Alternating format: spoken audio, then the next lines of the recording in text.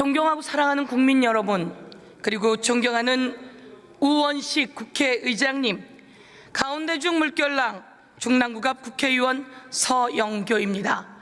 더불어민주당 국회의원 서영교입니다. 대한민국의 총체적 위기입니다. 경제가 다 망가졌습니다. 윤석열 대통령 된 지 딱 2년 지났습니다. 그런데 무슨 재주를 그렇게 부리는지 대한민국 경제가 다 망가졌습니다. 지난해 세수 부족은 56조였습니다. 역사상 이렇게 세수 부족이 있은 적이 있습니까? 그런데 올해는 작년에 비해서 또 20조나 부족할 거라고 하는 기재부 예측입니다. 세수가 이렇게 부족하면 국민이 어떻게 사는 거죠? 법인세도 부족하고 소득세도 부족하고 부가가치세도 부족하고 대한민국 경제가 다 망가졌습니다. 대한민국 경제를 살리기 위해서 더불어민주당이 힘차게 민생회복지원금 만들어내고 있습니다. 그런데 윤석열 정권 콧등도 움직이지 않고 있습니다. 그리고 오늘 이야기한 국민의힘당 의원들은 우리가 민생에 관심이 없다고 합니다. 국민 여러분, 민생에 관심이 없는 사람들이 윤석열 대통령입니까? 더불어민주당입니까? 민생에 관심이 없는 사람들이 국힘당입니까? 더불어민주당입니까? 국힘당입니다. 대통령만 바라보고 대통령은 국민을 바라보지 않고 있습니다. 대통령 뒤에는 도대체 누가 있는지, 대통령은 무슨 생각을 하는지, 경제는 다 망가뜨렸습니다. 이제 3년이 너무 깁니다. 남은 3년이 너무 깁니다. 경제는 다 망가졌고 대통령의 부인의 양평 고속도로는 부인 처가댁 집으로 휘어졌고 대통령의 부인은 개미들을 피눈물 나게 하는 주가 조작에 연루되어 있고 대통령의 장모는 감옥에 갔다 왔고 도대체 대한민국 왜 이러는지 다시 한번 가슴이 찢어지게 아픕니다. 우리가 승리했어야 하는데 이제 앞으로 더불어민주당이 다수의 의석을 받았습니다. 그것은 국민이 이제 더불어민주당이 좀 잘해줘서 우리 좀 살려줘라, 대한민국 좀 살려줘라, 잘못된 거 바로 잡아줘라 라고 요구해서 우리가 다수 의석을 가지게 되었습니다. 맞습니까? 국민들이 국힘당을 심판한 겁니다. 국민이 더불어민주당에 힘을 주고 야권에 힘을 준 겁니다. 윤석열 대통령을 심판한 겁니다. 그런데 양평고속도로도 부인의 주가 조작도 그리고 거기다가 부인이 명품백 수수까지 대한민국 대통령 친인척이 문제가 많습니다. 그런데 소환 한번 당하지 않는 이 대한민국이 맞습니까? 대한민국이 검찰총장으로 있던 윤석열 대통령 시절부터 수사 외압이 있었고 이제 대통령이 돼서 수사 외압으로 소환 한번 당하지 않는 김건희 여사, 이게 맞습니까? 이번에 주가 조작, 도이치모터스 주가 조작 전주가 3년형 구형을 받았다고 합니다. 방조 혐의로 항소심에서 기소되어서 3년형 구형을 받았다고 합니다. 이번에는 김건희 여사 전주이기도 했고 주가 조작에도 가입했는데 주가 조작에도 같이 주도했는데 이 사람 이번에는 소환해야 되는 거 아닙니까? 김건희 여사만 주가 조작했습니까? 김건희 여사의 엄마도 주가 조작에 함께했습니다. 다 소환돼야 되는 거 아니겠습니까? 그리고 김건희 여사와 아주 가까운 김건희 여사 가족의 계좌를 관리한 이종호라고 하는 인물이 블랙펄 인베스트, 그 인물이 아주 핫하게 떠오르는 시점입니다. 대한민국을 떠들썩하게 한 임성근 1사단, 해병대 1사단 사단장에게서 골프 초대를 받았다고 카톡에 나오기까지 했습니다. 블랙펄 인베스트 대표는 김건희 여사 가족의 계좌를 관리한 사람입니다. 3년형 징역을 받고 집행유예로 풀려나고 벌금 3억 6천을 얻어맞은 사람입니다. 이런 사람들이 대한민국을 주도하고 있으니 대한민국 통탄할 일이다, 이렇게 말씀드리겠습니다. 오늘은 순직해병 사망사건에 대한 특검, 그리고 순직해병 사망사건 수사에 대한 외압에 대한 특검, 그 특검법에 관해서 저희들이 토론을 하는 날입니다. 제가 왜 이 특검이 필요한지 다시 한번 말씀드려 보겠습니다. 이것을 좀 잘 비춰주시면 좋겠습니다. 이 내용은 지금까지 국힘당 의원들이 그렇게 이야기합니다. 군사법원법에 의하면 박정훈 대령은 수사권이 없다고 이야기를 합니다. 무슨 헛소리입니까? 무슨 망발입니까? 여기에 제가 잘 읽어드리도록 하겠습니다. 군사법원법 제228조, 군사법원법 제228조에는 이렇게 써 있습니다. 군검사, 군사법, 군사법 경찰관은 범죄 혐의가 있다고 생각될 때에는 범인 범죄 사실과 증거를 수사하여야 한다, 이렇게 써 있습니다. 군사법원법 228조에는 수사하여야 한다, 이렇게 써 있는데 박정훈 대령이 수사권이 없다는 게 말이 됩니까? 법 조문에 나와 있는데도 그렇게 거짓말하면 되겠습니까? 이건 1항이고요 2항 또 읽어드리겠습니다. 군검사와 군사법 경찰관은 범죄를 수사하는 과정에서 재판권이 군사법원에 있지 아니한 범죄를 인지한 경우에는 경찰청에 이첩하여야 한다, 이렇게 되어 있습니다. 수사하는 과정에서 범죄가 있다는 걸 인지한 경우에는 경찰청으로 입첩한다, 이렇게 되어 있습니다. 제가 말씀드렸는데 요점 들으셨죠? 자, 군사법원법 228조 1항, 군검사는 군사법경찰관은 범죄 사실 및 증거를 수사하여야 한다, 이렇게 되어 있습니다. 수사하여야 한다라고 되어 있는데 수사단장이 수사를 하면 안 된다는 게 말이 됩니까, 여러분? 어떻게 이렇게 뻔뻔스럽게 거짓말을 할 수가 있죠? 수사를 하다가 범죄 사실이 확인되어서 민간법원으로 보내야 할 때는 바로 경찰청으로 이 범죄 사실을 인지한 경우입니다. 인지한 경우 이첩하여야 한다, 이렇게 되어 있습니다. 수사해야 한다, 1항에도 2항에도 적혀 있단 말입니다. 그런데 마치 종일 내내 수사해서는 안 된다라고 이야기를 했으니 그것은 팩트체크, 첫 번째 거짓, 줄도 없고 구명조끼도 없다는 겁니다. 그래서 중대장, 소대장이 과실치사에 문제가 있다라고 이야기하게 된 겁니다. 그러다 보니까 왜 그렇게 됐냐라고 물었더니 포대장이 11대 대장 그리고 7대 대장, 이 포대장들이 우리는 복구하는 줄 알고 왔습니다. 흰남노 사건 때처럼 복구하는 줄 알고 왔습니다. 그래서 삽 들고 곡괭이 들고 장화 신고 왔습니다. 도로 복구하고 무너진 집 복구하는 줄 알고 왔습니다. 그래서 곡괭이 들고 장화 신고 삽 들고 왔습니다. 그랬는데 그날 밤 예천에 도착했는데 바로 그날 밤에 실종자를 수색하라고 지시가 내려온 겁니다. 그래서 저희는 곡괭이 들고 삽 들고 장화 신고 실종자를 수색하러 가게 된 겁니다. 그런데 여단장이 허리 밑으로는 물속에 들어가지 말라고 했는데 이 대대장들이 물속에 장화 신고 넣게 된 겁니다. 그래서 대대장들도 과실치사에 인지를 박정훈 대령이 하게 된 겁니다. 그러면 여단장과 사단장은 왜 당신들은 허리까지 들어가게 됐고 장화를 신고 가게 됐느냐 라고 했더니 임성근 사단장이 화상회의를 통해서 여기까지 오는 그거 있지, 가슴까지 오는 가슴장화, 이거 신고 물에 들어가라고 했다는 겁니다. 그리고 중간중간에 바둑판식으로 수색하라고 했다는 겁니다.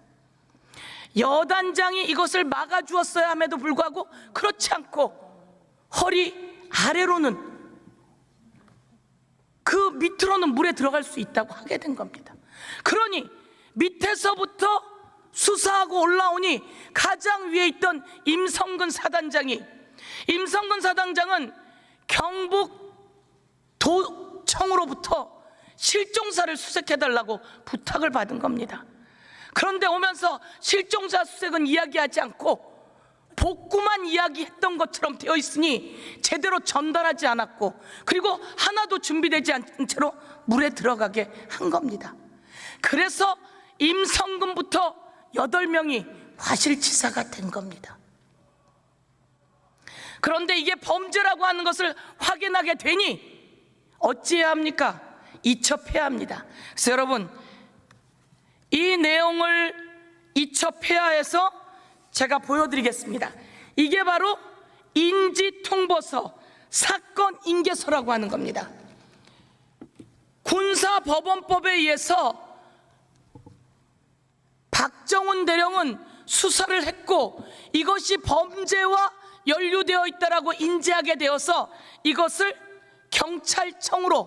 경북경찰청으로 이첩하기 위해서 이 인지통보서 사건 인계서에 쓰게 되어 있습니다. 근데 여러분 잘 봐주십시오. 여기에 뭐라고 써 있습니까? 죄명이라고 써 있습니다. 이 인계할 때 죄명을 쓰라고 인계서에, 서류에 죄명이라고 써 있어요. 그리고 또 뭐라고 써 있습니까? 피혐의자를 쓰라는 겁니다. 그리고 혐의 내용, 이것을 쓰라는 겁니다. 여러분, 사건을 경북경찰청으로 인계하려면 이 인계서에다가 써야 하는데 어떻게 사람 이름을 안 쓰고 혐의 내용을 안 쓰고 죄명을 안 쓰고 넘길 수가 있겠습니까? 그러면 사람 이름도 쓰고 죄명도 쓰고 혐의 내용도 써야 맞지 않겠습니까? 이렇게 써서, 그리고 제가 아까 말씀드렸던 8명이 왜 혐의가 있는지, 박정훈 대령은 이들 처벌하라고 한 것이 아니라 그 혐의 내용을 수사해서 이 뒤에는 이렇게 되어 있습니다. 이 내용을 뒤에 별첨으로 첨부하라고 되어 있습니다. 그래서 내용을 달아서 별첨으로 첨부해서 이것을 들고 김계한 사령관에게 간 겁니다. 그랬더니 김계한 해병대 사령관이 그래 라고 하고 이걸 들고 다시 이종섭 국방부 장관에게 간 겁니다. 이종섭 국방부 장관에게 갔을 때 그 장소 회의에 어떤 사람들이 있었는지 그것 좀 한번 들어봐 주십시오. 저 자리에 누구 있습니까? 여유 있게 누구 있는지 한번 봐 주십시오. 제가 국민들께 보여드리려고 만들어 왔는데, 저기를 보십시오. 이종섭 국방부 장관, 박정훈 해병대 수사단장, 김계한 해병대 사령관, 허태근 국방부 정책실장, 전하교 국방부 대변인, 이윤세 해병대 공보실장, 박진희 국방부 군사보좌관 다 있습니다. 다 있는 자리에 이거를 탁 하고 가서 보고를 한 겁니다. 여러분, 쭉 보고를 하니까 이종석 국방부 장관이 사단장까지 해야 하나요? 라고 이야기를 합니다. 그러니까 전체적으로 사단장의 책임이 있는 것으로 보입니다. 그럼 그렇게 합시다 라고 하고 이종석 국방부 장관이 이종석 국방부 장관이 사단장도 처벌받아야 하는가? 라고 했더니 사단장의 과실이 확인되었고 수사권 있는 경찰에 넘겨서 수사를 하여야 합니다. 경찰에 넘겨서 수사를 하여야 합니다. 이렇게 이야기합니다. 그랬더니 그래 알았다 라고 이야기를 합니다. 조금 전 장면 보여주십시오. 저기서 또 이종석 국방부 장관이 허태근 국방부 정책실장에게 묻습니다. 수사 어떻게 봐? 라고 했더니 사단장까지 다 과실치사로 한 걸 보니 국민이 수사 잘했다 이렇게 평가하겠습니다 라고 답을 합니다. 그래서 그래, 그러면 내가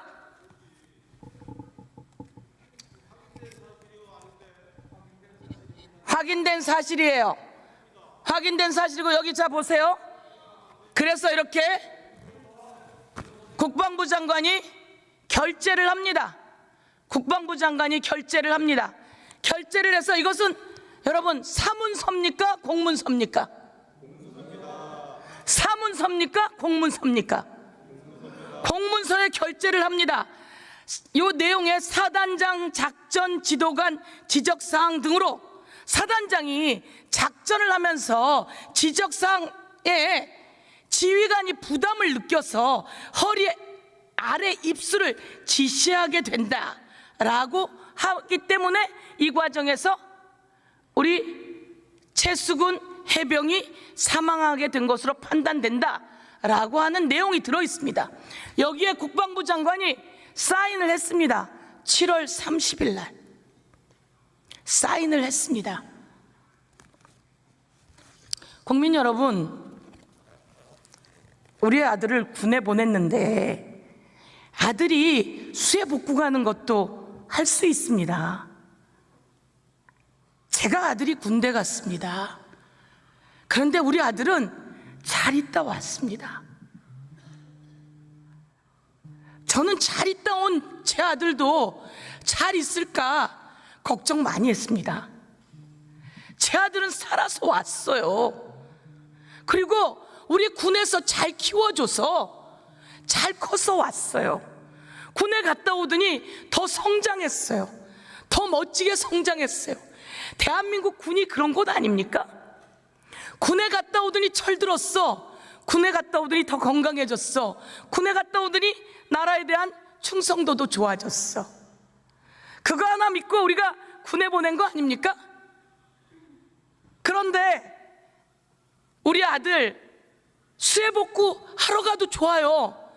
그런데 사단장이 실종자 수색하러 가야 돼 라고 얘기를 했어야죠. 그렇게 요청받아 놓고 그 얘기를 하지 않은 거예요. 그리고 그 아들들이 들어간 그 물가는요 너무 거세서요 수륙 약용 장갑차가 들어갔다가 떠내려갈까봐 무서워서 5분 만에 나왔어요. 여러분, 수륙 약용 장갑차가 떠내려갈까봐 5분 만에 나왔어요. 그날 그 물결들이 너무나 세서. 그런데 말이죠, 이용민 대대장이 울면서 이야기합니다. 저 처벌 받겠습니다. 그런데 최수근 묘소에 가서 제가 울었습니다. 저 처벌 받겠습니다. 제가 장화 신고 들어가라고 했습니다. 그러니 저 처벌 받겠습니다. 저 물결에 어떻게 장화를 신고 들어갑니까, 여러분? 그런데 복구하려면 진흙땅인 줄 알고 진흙땅에 장화 신어야 된다고, 그래서 장화 가지고 간 겁니다. 곡괭이 갖고 가고요, 삽 갖고 가고요. 그렇게 갔는데 그날 밤에 실종자 수색하라는 겁니다. 다른 데서는 실종자 3명이나 찾았는데 왜 너희들은 못하냐고 사단장이 야단을 칩니다. 그리고 이 군 간부들이 다 있는 카톡방에 공보관이 글을 올립니다. 한국일보 보도, 무슨 일보 보도입니다. 너무 잘 나왔어요 라고 하면서 거기 사진이 다 있습니다. 그 사진에 우리 해병들이 안전장치 하나도 없이 물속에서 뒤지는 장면이 나옵니다. 그런데 그걸 보고 임성근 사단장이 바로 밑에다가 글을 답니다. 오호, 공보활동이 참 잘 이루어지고 있구나 라고 말입니다. 여러분,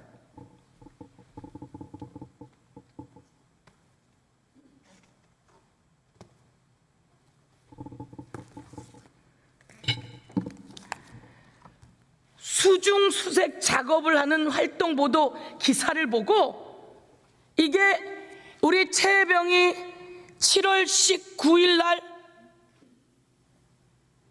물결에 내려갑니다. 그런데 그 물결에 쓸려 내려가기 딱 2시간 전에 7월 19일 2시간 전에 그 기사를 보고 밑에 사진이 잔뜩 나와 있어요.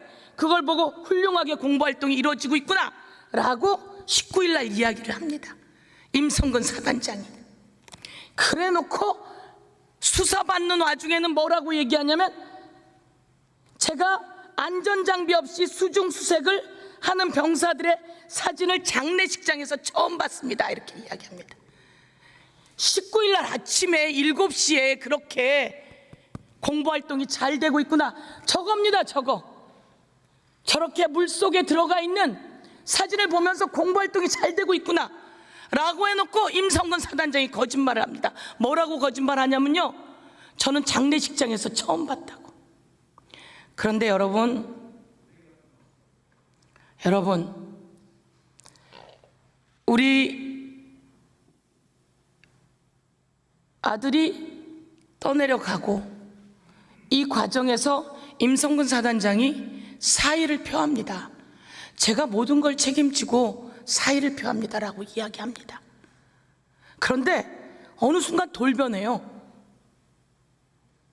02-800-7070 전화가 온 이후인 것 같아요. 돌변하면서 원래 제가 모든 책임을 지고 사의를 표합니다. 왜? 물속에 수중수색하러 갈 때, 제가 여기 한 번만 더 보여줄게요. 뭐라고 되어 있냐면, 웃는 표정 안 나오게 할 것, 복장은 상의 적색 해병대 체육복으로. 물속에 들어갔는데 이 얘기하면 이 얘기 위에다가 적색으로 구명조끼 입어, 그리고 밧줄로 서로 이어져야 돼, 이 말이라도 했으면 이 사고는 없었을 거 아닙니까? 그리고 이 물살은 너무 세서 아이들이 들어가면 됩니까, 안 됩니까? 안 됩니다. 장갑차도 들어갔다가 쓸려 내려갈까봐 5분 만에 되돌아 나오는 판에 저 높은 사단장이 물속에 있는 걸 좋아하는 걸 보니까 밑에 있는 대대장도 여단장도 화상에 의해서 여기까지 오는 그거 있지, 가슴장화 신으라고 하니까 그 장화가 아니라 그냥 무릎까지 오는 장화를 신고 들어간 겁니다. 그러니 누가 가장 책임이 큽니까, 여러분? 사단장이 제일 크잖아요. 이 사단장은 왜 이렇게 이걸 보이고 싶어 했을까요? 흰남노 때 윤석열 대통령을 만났던 사람일 겁니다. 또 이번에 칭찬 듣고 싶었을지도 모릅니다. 정말 사람을 구하려고 했으면 현장에 가서 아이들을 지키면서 했어야죠. 우리 병사들을 지키면서 했어야죠. 그래서 이 사람이 책임을 지고 사의를 표명한 겁니다. 그런데 저는 물속에 들어간라고 말한 적이 없어요 라고 이야기를 해요.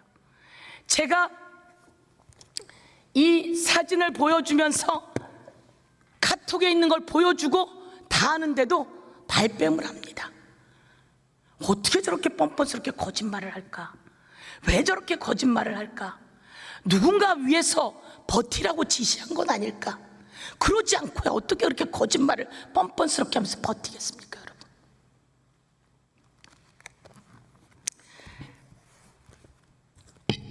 이게 바로 7월 19일 날 물속에 있는 내용입니다. 정지 사진으로는 안전한 것처럼 보이지만 아이들이 아주 위험한 상태입니다. 임성근 사단장은 물속에 들어가라는 지시를 하지 않았다고 합니다. 그런데 임성근 사단장이 이런 지시를 합니다. 바둑판식으로 수색해라. 그래서 제가 입법청문회에서 물었습니다. 바둑판식으로 수색하란 말 했느냐라고 했더니 했다는 겁니다. 왜? 그거는 지시 내용에 나와 있으니까. 그런데 여러분, 임성근 사단장이 이렇게 이야기합니다. 의원님, 바둑판식은 물속에서 하는 게 아니라 육지에서 하는 겁니다. 이렇게 이야기합니다. 이해가 됩니까, 여러분? 아니, 지상에서 뭔 바둑판식 수색을 합니까? 그렇지 않습니까? 바둑판식 수색은 제가 인터넷을 찾아봤더니 물속에서 바둑판처럼 대열을 만들어서 하는 겁니다. 그런데 그때 밧줄이라도 있었어야죠. 구명조끼라도 있었어야죠. 가장자리에 있던 최수근 상병과 4명의 병사들이 떠내려갔다. 가까스로 4명이 살아나고 최수근 상병을 잃은 겁니다. 그러면 이 과정에서 대대장은 그렇게 이야기합니다. 제가 잘못했습니다. 제가 장화 신고 들어가라고 했습니다. 제가 잘못했습니다. 그런데 위에서 지시가 그렇게 내려와서 저희들 어쩔 수 없었습니다. 사단장님이 온다고 해서 저희들 오려면 물속에 있는 거 보려면 이쪽으로 오라고까지 이야기하면서 저희들이 어쩔 수 없었습니다. 이런 내용이 서로 책임 떠넘기는 게 아니라 수사하는 와중에 다 밝혀진 겁니다. 박정훈 대령이 임성근 사단장부터 수사한 게 아니에요. 현장에서부터 수사한 거예요. 그랬더니 실종자 수색하라고 명령 내리는 그 사람이 실종자 수색을 가르쳐주지 않았던 거예요. 그러니 임성근 사단장까지 혐의 내용을 적어서 보낼 수밖에 없는 거 아닙니까? 그런데 제가 이 사건 인계서에 보냅니다. 여기서 정리해서 국힘당 의원이 그렇게 얘기합니다. 10명도 안 되는 사람이 그렇게 며칠 만에 그 8명을 이첩할 수 있습니까? 이렇게 이야기합니다. 여러분, 그 박정훈 수사단, 제1해병대, 광수대, 그리고 수사관들 전부 다 날밤 새워가면서 똘똘 뭉쳐서 1000페이지짜리 만든 겁니다. 그런데 그게 부족하다고요? 그것을 읽어봤다면 그것도 불법이라고 하긴 하더라고요. 그런데 여기에 사건 인계서에 죄명, 피혐의자 쓰라고 되어 있는데 갑자기 이종섭 국방부 장관이 이야기를 하는 겁니다. 혐의자 정하지 말고, 그리고 특별히 죄명도 하지 말고 그런 거 빼고 내서 보내, 이렇게 이야기하는 겁니다. 그렇게 할 수가 있습니까? 여기 이렇게 되어 있는데 어떻게 그렇게 합니까? 무슨 재주로 그렇게 하겠습니까? 그래서 이야기합니다. 이것을 그렇게 하라고 지시하시면 과거 국방부 사이버 댓글 사건으로 김관진 장관과 그 밑에 있던 본부장이 직권남용으로 감옥 갔습니다. 그러면 이거 지시하시면 직권남용돼서 안 되십니다. 그러니 그런 지시하지 마십시오 라고 박정훈 대령이 조언을 하게 되는 겁니다.